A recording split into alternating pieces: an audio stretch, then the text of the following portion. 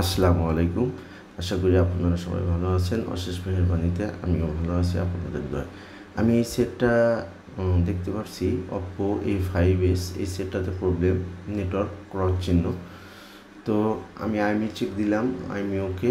তো পরবর্তীতে আমি যেটা চেক করব সেটা হচ্ছে যে বেস ব্যান্ড আমার এই সেটে ঠিক আছে কিনা, এটাও আমি চেক করে নিব। তো বেস ব্যান্ডও দেখতে পাচ্ছি ওকে আছে। তো পরবর্তী স্টেপ এটা আমার কি করতে হবে? পরবর্তী স্টেপ আমি মাদারবোর্ডটা খুলে নিব।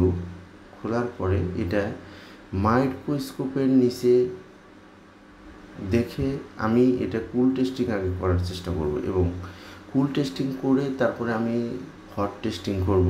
হট টেস্টিং করার পরে এটা কি রেজাল্ট আসে সেটা আমি আপনাদেরকে দেখিয়ে দেব ইনশাআল্লাহ। তো চলুন যাই, আমি কুল টেস্টিংটা করি। আর দুঃখজনক বিষয়, তো আমি পরবর্তীতে মাদারবোর্ডটা খুলে নিব। নেওয়ার পরে মাইক্রোস্কোপের নিচে নিয়ে যেটা করব সেটা হলো যে আমি এইখানে কিছুটা আমার কাজ কেটে দেওয়া হয়েছে, যেগুলো আমি টেস্ট করেছি। টেস্ট করার পরে আমি দেখতে পাচ্ছি যে আমার এই আইসি থেকে প্রবলেম। তো আমি এই আইসিটা খোলার জন্য আমাদের যে হট এয়ার গান, সেটার হিট থাকবে 320, এবং কি এয়ারটা বাতাসটা থাকবে হলো 70, আমার যে হট এয়ার গান। তো আমি এই আইসিটা খোলার জন্য চেষ্টা করব ইনশাআল্লাহ।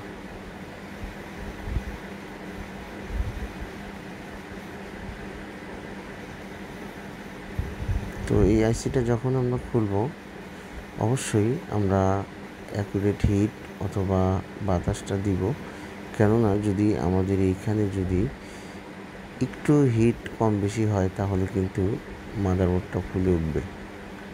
তো এই ডাব্লুটিআরটা অতি পরিচিত ডাব্লুটিআর, কারণ এই ডাব্লুটিআরটা সবচাইতে বেশি ব্যবহার করা হয় আমাদের যে নর্মাল সেটগুলো, বাজেট যে নর্মাল যে বাজেটের মধ্যে মোটামুটি প্রচুর পরিমাণে এই ডাব্লুটিআরটা ইউজ করা হয়। আর আমি যতটুকু দেখতে পেরেছি যে আমাদের সবচাইতে বেশি এই ডাব্লুটিআরটা নষ্ট হয়। তো আমার ডাব্লুটিআরটা খোলা শেষ হয়ে গেল। তো শেষ হওয়ার পরে আমি এটা সুন্দর করে ক্লিন করার চেষ্টা করব, এবং কি ক্লিন করব।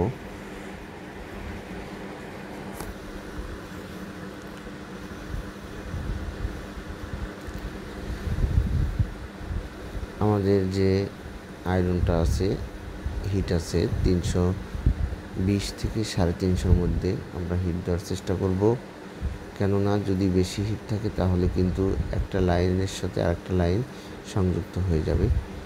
এর জন্য আমরা খুব সেন্সিটিভভাবে এখানে কাজ করার চেষ্টা করব। আর যখনই কাজ করব অবশ্যই আমরা খুব সেন্সিটিভভাবে কাজ করার চেষ্টা করব ইনশাল্লাহ।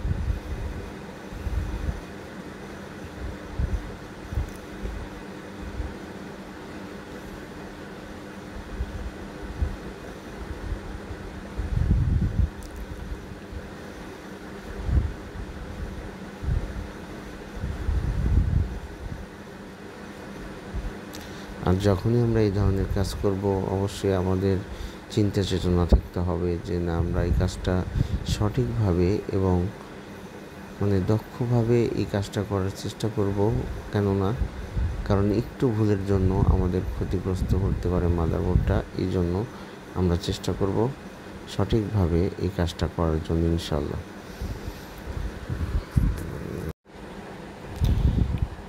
আমরা মাদারবোর্ডটা সুন্দর করে ক্লিন করে নিব, কারণ মাদারবোর্ডটা আমরা ক্লিন করে নিব। ক্লিন করার পরে আমরা একটা নতুন আইসি লাগানোর চেষ্টা করব ইনশাআল্লাহ। কারণ মাদারবোর্ডটা যখন ক্লিন করব অবশ্যই আমরা এটা দেখে নিব যে আমাদের কোনো বল উঠে আছে কিনা বা বল উঁচা নিচে আছে কিনা, এটাও দেখে নিব। এই যে দেখতে পাচ্ছেন আমাদের এই নতুন আইসিটা, এই মাদারবোর্ডের নতুন আইসি। এই ডাব্লুটিআরগুলো খুবই রানিং ডাব্লুটিআর, এটা আমরা বেশি ব্যবহার করে থাকি। কমন একটা ডাব্লুটিআর, আপনারা দেখতে পারলেন। তো আমি হালকা পেস্ট দিয়ে নিব, যেহেতু নতুন আইছি আমরা অবশ্যই মাদারবোর্ডে হালকা পেস্ট দিয়ে নিব।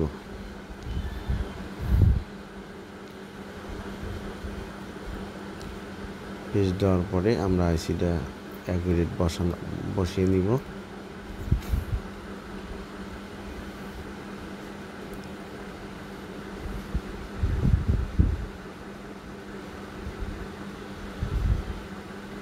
আইসিটা অবশ্যই আমরা 1 মিনিট বসিয়ে নিব ইনশাল্লাহ। হিট দেব, হিট দেওয়ার পরে আইসিটা যখন লেগে যাবে হালকা নাড়িয়ে দিব আমরা। আইসিটা যখনই লাগবে আমরা হালকা নাড়িয়ে দিব। কিসের জন্য? কারণ আইসিটা যখন নিচেকার বলের সাথে লেগে যাবে তখন আমরা হালকা নাড়িয়ে দিব। কিসের জন্য? কারণ নাড়িয়ে দিলে আইসিটা অ্যাকুরেটে বসবে। আর আমরা তখনই বুঝতে পারবো, যখন আইসিটা নাড়িয়ে দিব তখন বুঝতে পারবো হ্যাঁ আমাদের আইসিটা পারফেক্টভাবে লেগে গেছে।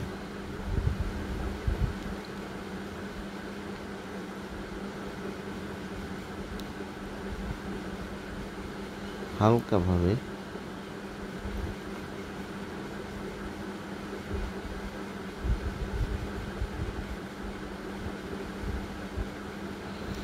তো আইসি লাগানো শেষ। এবার যেটা করব,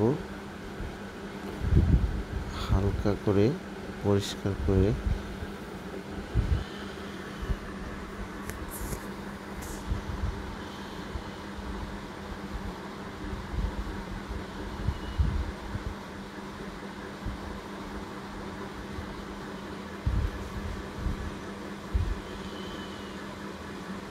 আইসিটা লাগানো শেষ। আমি থিনার দিয়ে পরিষ্কার করে নিব, কারণ থিনার দিয়ে পরিষ্কার করার কারণ হচ্ছে যে আমাদের যে পেস্টটা ইউজ করি এই পেস্টটা আইসির সাথে লেগে থাকে এবং আশেপাশে লেগে থাকে। আর সবসময় যখন কাজ করব অবশ্যই আমরা পরিষ্কার পরিচ্ছন্নতা থাকার চেষ্টা করব, কারণ এই পেস্টগুলো আমরা পরিষ্কার করে দেব ভালো করে, খুব সুন্দর করে পরিষ্কার করে দিব। কেননা কারণ পরিষ্কার পরিচ্ছন্নতাই আমাদের অঙ্গ। আর যখনই আমরা মাদারবোর্ডটা ক্লিন করব তখন মাদারবোর্ডটা সচ্ছল থাকবে ভালো। আর পরিষ্কারের সময় অবশ্যই আমরা থিনার দিয়ে হালকা ন্যাকড়া দিয়ে ব্রাশ দিয়ে পরিষ্কার করে দিব, তাহলে আমাদের মাদারবোর্ডটা ক্লিন হবে ভালো।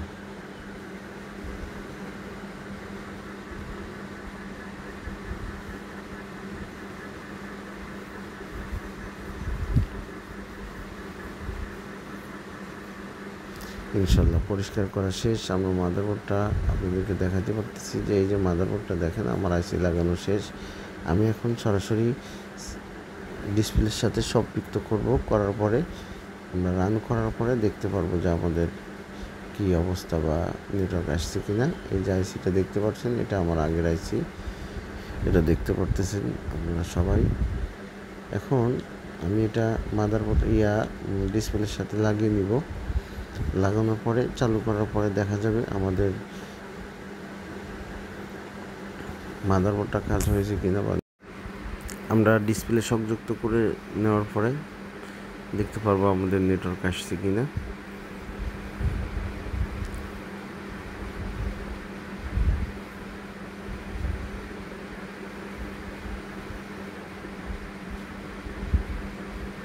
তো ডিসপ্লের সাথে আমরা মাদারবোর্ডটা লাগানোর পরে আমরা দেখতে পারবো যে আমাদের কাজটা সাকসেসফুল হয়েছে কিনা। তবে আমি নিশ্চিত, মানে 80% আমি নিশ্চিত যে আমাদের নেটওয়ার্ক আসবে।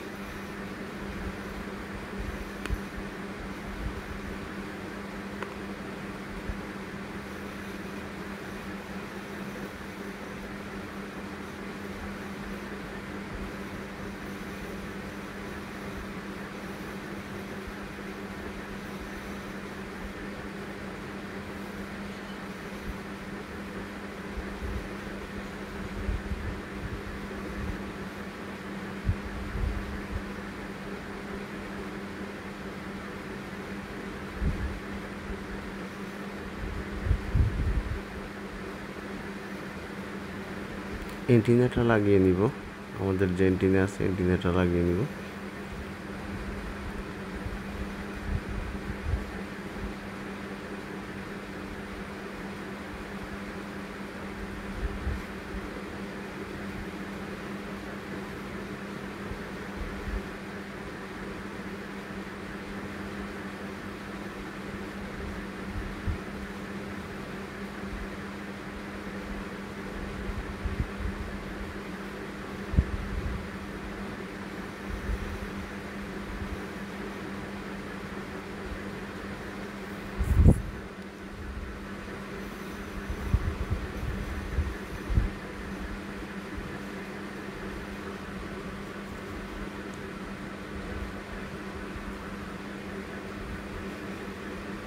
আলহামদুলিল্লাহ আমাদের নেটওয়ার্কটা চলে আসছে, আলহামদুলিল্লাহ নেটওয়ার্কটা চলে আসছে।